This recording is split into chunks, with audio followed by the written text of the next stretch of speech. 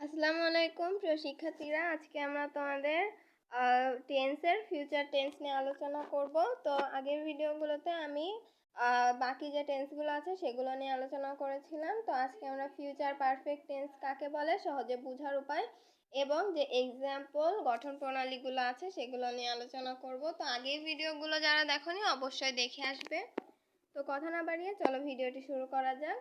তো এখানে কি বলা হয়েছে, ফিউচার পারফেক্ট টেন্স কাকে বলে। তো দেখে আসি কাকে বলে। ভবিষ্যতে কোনো কাজ সম্পূর্ণ হইয়া থাকবে এ ধরনের বাক্যকে ফিউচার পারফেক্ট টেন্স বোঝায়। অর্থাৎ ভবিষ্যতে এমন একটি কাজ যেটা হবে তাকেই কি ফিউচার পারফেক্ট টেন্স বোঝায়। তারপর এখানে সহজে কিভাবে বুঝবো, বাক্যের শেষে মূল শব্দের সাথে ইয়ার সাথে থাকবো, থাকবা, থাকবে, থাকবেন যুক্ত থাকলে ফিউচার পারফেক্ট টেন্স বুঝতে হবে। অর্থাৎ দেখো, ইয়া রস্যইটা কিন্তু সবসময় থাকবে না, রস্যইটা উজ্জ অবস্থায় থাকবে। এবং এই দেখো এখানে যে আছে তো, সুতরাং থাকবো, থাকবা, থাকবে, থাকবেন এইগুলা থাকবে। তো আমরা যদি কয়েকটা এক্সাম্পল দেখি, দেখো আমরা 4 নাম্বার যদি এক্সাম্পলটা দেখি, তিনি 2 দিনের ভিতর কাজটি শেষ করিয়া থাকবেন। অর্থাৎ তিনি 2 দিনের ভিতর কাজটি শেষ করিয়া থাকবেন। এই দেখো করি থাকবেন, দেখো করি অর্থাৎ রস্যইটা কিন্তু উজ্জ অবস্থায় আছে, এখানে লেখা হয়নি। সুতরাং এই দেখো আর সাথে থাকবেন আছে, দেখো এখানে কিন্তু ইয়ার সাথে থাকবেন যুক্ত বলেছিল আর এটা রয়েছে, এজন্যই কিন্তু আমাদের এটা হলো আমরা বুঝবো ফিউচার পারফেক্ট টেন্স।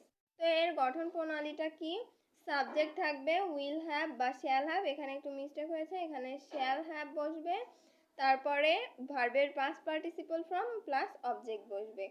তো এখানে কি বলা হচ্ছে দেখি কয়েকটা এক্সাম্পল।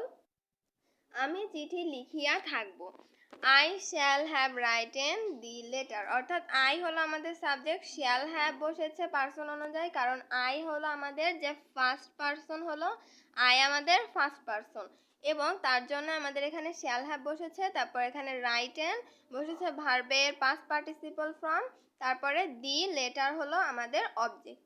তো তারপরে আমাদের কি বলা হয়েছে, সে কাজটি করিয়া থাকিবে, অর্থাৎ থাকবে।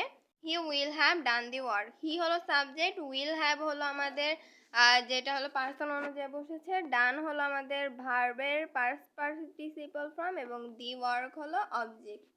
তো তারপরে এখানে কি বলা হয়েছে, তারা বল খেলিয়া থাকবে, they will have played football, they subject, will have হলো আমাদের যে সাহায্যকারী ভার্ব, অর্থাৎ এটা সাহায্যকারী ক্রিয়াও আমরা বলতে পারি, আবার পার্সন অনুযায়ী যেটা বসে সেটাও বলতে পারি। তারপর এখানে প্লেড ভার্বের পাস্ট পার্টিসিপল ফর্ম এবং ফুটবল হলো অবজেক্ট, এখানে এক্সটেনশন নেই।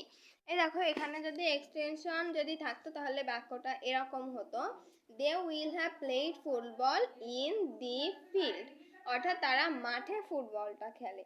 আর এখানে বলা হয়েছে তারা ফুটবল খেলে, আর এখানে আমি ইন দি ফিল্ড যুক্ত করে এটা এক্সটেনশনে নিয়ে যেতাম। তো আজকের ভিডিওটি এই পর্যন্ত, দেখা হবে পরের ভিডিওতে। আমার ভিডিওটি যদি ভালো লাগে অবশ্যই লাইক কমেন্ট শেয়ার করবে এবং সাবস্ক্রাইব করে আমার পাশে থাকবে। তো আসসালামু আলাইকুম।